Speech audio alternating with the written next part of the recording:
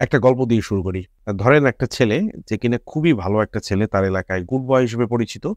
সেই ছেলেটা তার যে বন্ধু সার্কেল আছে সেখানে মিশতে শুরু করে। কিন্তু আসলে সেই বন্ধু সার্কেলটা আসলে খুব একটা ভালো ছিল না। তারা আসলে সবাই কিশোর গ্যাংয়ের সদস্য ছিল। তো কিছুদিন পর দেখা যাচ্ছে যে সেই ছেলেটা স্কুলে কিংবা কলেজে ক্লাস ফাঁকি দিচ্ছে এবং তার বাসায় পড়াশোনা ফাঁকি দিচ্ছে। সে সিগারেট খাচ্ছে, সে তার বন্ধুদের সাথে মিশে বিভিন্ন সন্ত্রাসী কর্মকাণ্ডে জড়িত হচ্ছে। তো তার মধ্যে একটা বিশাল চেঞ্জ লক্ষ্য করা যাচ্ছে। হ্যালো এভরিওয়ান, আসসালামু আলাইকুম।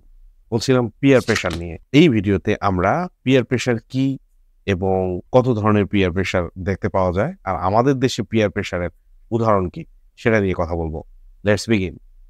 পিয়ার প্রেশার বুঝতে হলে প্রথমেই আপনাকে জানতে হবে পিয়ার প্রেশারটা আসলে কি। তো এখানে দুইটা শব্দ আছে, পিয়ার এবং প্রেশার। তো পিয়ার মানে হচ্ছে বন্ধু, সহকর্মী, আত্মীয়, মানে আপনার সারাউন্ডিংস এর মধ্যে যেসব মানুষ থাকে তারাই হচ্ছে পিয়ার। আর প্রেশারটা হচ্ছে মনস্তাত্ত্বিক চাপ, অর্থাৎ আপনার আশেপাশের মানুষ দ্বারা আপনি যে মনস্তাত্ত্বিক চাপ ফিল করেন সেটাকেই বলা হচ্ছে পিয়ার প্রেশার। জাস্ট একটা উদাহরণ দিলেই কিন্তু বিষয়টা ক্লিয়ার হয়ে যাবে। ধরেন আপনি এমন একটা সার্কেলের সাথে মিশেন যারা সবাই আসলে ৫ ওয়াক্ত নামাজ পড়ে, বাট আপনি কিন্তু সেই ৫ ওয়াক্ত নামাজ পড়েন না। তো দেখা যাচ্ছে কিছুদিন পর, সেটা হতে পারে কয়েকদিন বা কয়েক মাস পরে, আপনি আপনার অবচেতন মন আপনাকে মেসেজ পাঠাচ্ছে যে আপনি যাদের সাথে মিশছেন তারা সবাই আসলে ৫ ওয়াক্ত নামাজ পড়ে, আপনারও সেই নামাজটা পড়া উচিত।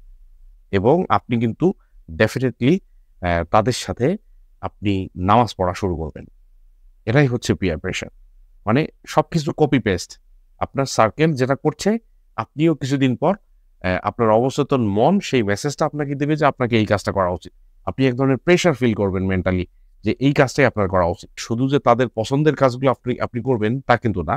আপনি তাদের অপছন্দের কাজগুলো অপছন্দ করা শুরু করবেন। অর্থাৎ যে কাজগুলো তারা করতে ভালোবাসে না, যে কাজগুলো তারা অপছন্দ করে, আপনার অবচেতন মন সেই মেসেজটা দিবে যে তোমারও এইটা অপছন্দ করা উচিত। যেহেতু তোমার সার্কেল এটা অপছন্দ করে, সো তোমারও এটা অপছন্দ করা উচিত। পিয়ার প্রেশার আসলে ২ প্রকার। একটা হচ্ছে নেগেটিভ পিয়ার প্রেশার আর একটা হচ্ছে positive peer pressure. Positive peer pressure বিভিন্ন ধরনের হয়। সবচেয়ে বেশি যেটা দেখা যায় সেটা হচ্ছে একাডেমিক ইমপ্রুভমেন্ট। স্টুডেন্টদের ক্ষেত্রে একাডেমিক ইমপ্রুভমেন্টের এই পিয়ার প্রেশারটা বেশি দেখা যায়। সেটা হচ্ছে যে তার যে ফ্রেন্ড আছে সে ফ্রেন্ড ক্লাসে সবসময় ভালো রেজাল্ট করছে, ভালো পারফর্ম করছে, সবসময় হোমওয়ার্ক দিচ্ছে। সেটা দেখে আরেকজন ইন্সপায়ার্ড হতে পারে যে না, আমারও আসলে ক্লাসে ভালো পারফর্ম করা উচিত, আমাকেও রেগুলার হোমওয়ার্ক দেওয়া উচিত এবং আমাকেও খুব ভালো রেজাল্ট করা উচিত। এরপর আছে হেলদি লাইফস্টাইল। অর্থাৎ আপনি এমন একজনের সাথে মিশছেন যে কিনা হেলদি লাইফস্টাইল লিড করেন। তিনি হয়তো হার্ডওয়ার্ক করেন, তিনি হয়তো খুব ভালো হেলদি ফুডস সবসময় খান, ডায়েটের মধ্যে থাকেন এবং এক্সারসাইজ করেন রেগুলার।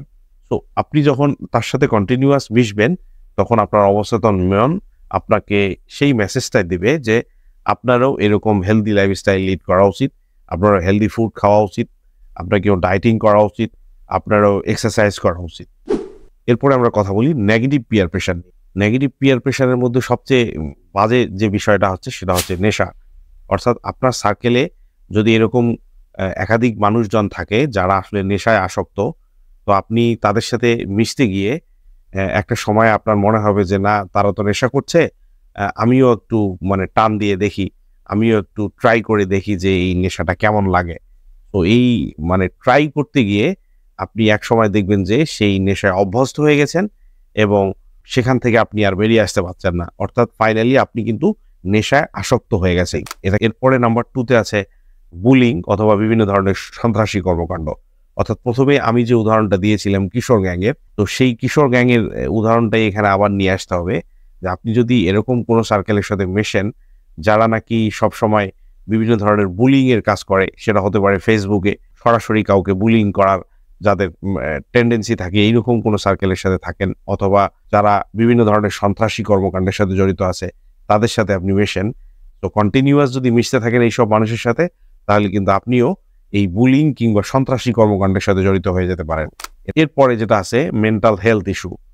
অর্থাৎ আপনি এরকম কিছু কনফিউজিং মানুষের সাথে মেশেন অথবা মানে সাইকো টাইপের মানুষের সাথে মেশেন যারা নাকি সবসময় বিভিন্ন ধরনের মেন্টাল প্রেশার ফিল করে, মনস্তাত্ত্বিকভাবে তারা আনস্টেবল, তারা কনফিউজ থাকে, তারা সবসময় হতাশায় ভোগে, মানে তাদের মধ্যে ডিপ্রেশন কাজ করে।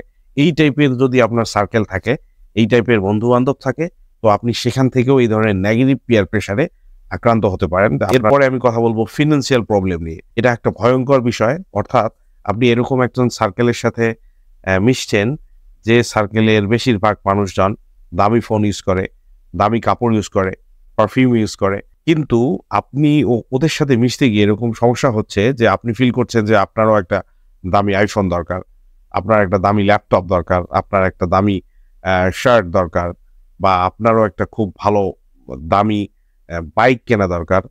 কিন্তু আনফর্চুনেটলি দেখা যাচ্ছে যে আপনি আসলে সেগুলো কেনার জন্য ক্যাপাবল না।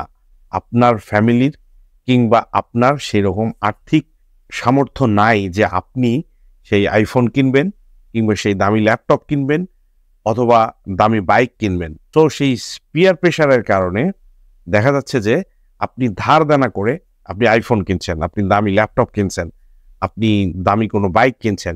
এটা কিন্তু আপনার ব্যক্তিগত জীবনে ভয়ঙ্কর একটা প্রভাব ফেলতে পারে। কারণ আমাদের দেশে পিয়ার প্রেশারের দারুণ উদাহরণ আছে। ধরা যাক একটা বিষয়, এটা হতে পারে সোশ্যাল মিডিয়ায়, অথবা হতে পারে আপনার আশেপাশে কোনো বিষয়। ধরা যাক সে ঘটনাটা যেটা মানে সোশ্যাল মিডিয়া আসছে, অথবা আপনার আশেপাশে যে বিষয়টা, যে কথাটা ছড়াচ্ছে, এটা আসলে গুজব, এটা কোনো সত্য কোনো বিষয় না, এটা আসলে মিথ্যা বিষয়। কিন্তু সবাই বলছে যে ঘটনাটা সত্যি, ঘটনাটা এটাই সত্যি, যেটা আমরা শুনতে পাচ্ছি সেটাই সত্যি। কিন্তু দেখা যাচ্ছে ঘটনাটা আসলে সত্যি না, ঘটনাটা মিথ্যা। কিন্তু আপনার এই নেগেটিভ পিয়ার প্রেশারের কারণে আপনি চিন্তা করতে থাকবেন যে না, যেটা আসলে শোনা যাচ্ছে এটাই আসলে সত্যি। এটা সোশ্যাল মিডিয়াতে অনেক বেশি হয় আর কি। আমাদের পিয়ার প্রেশার সম্পর্কে জানতে হবে, এবং অবশ্যই আমাদের পজিটিভ পিয়ার প্রেশারের দিকে ধাবিত হতে হবে, এবং নেগেটিভ পিয়ার প্রেশারকে সবসময় আমরা না বলবো। ভিডিওটি কেমন লাগলো কমেন্ট করে জানাবেন। এই টাইপের ভিডিও আরও পেতে চাইলে ফেসবুক পেজে ফলো দিন এবং ইউটিউব চ্যানেলে সাবস্ক্রাইব করে পাশে থাকুন। আর চলে যাচ্ছি, দেখা হচ্ছে শীঘ্রই নতুন কোনো টপিক নিয়ে। ততদিন পর্যন্ত ভালো থাকুন, সুস্থ থাকুন এবং পজিটিভ পিয়ার প্রেশারের সাথে থাকুন। বাই।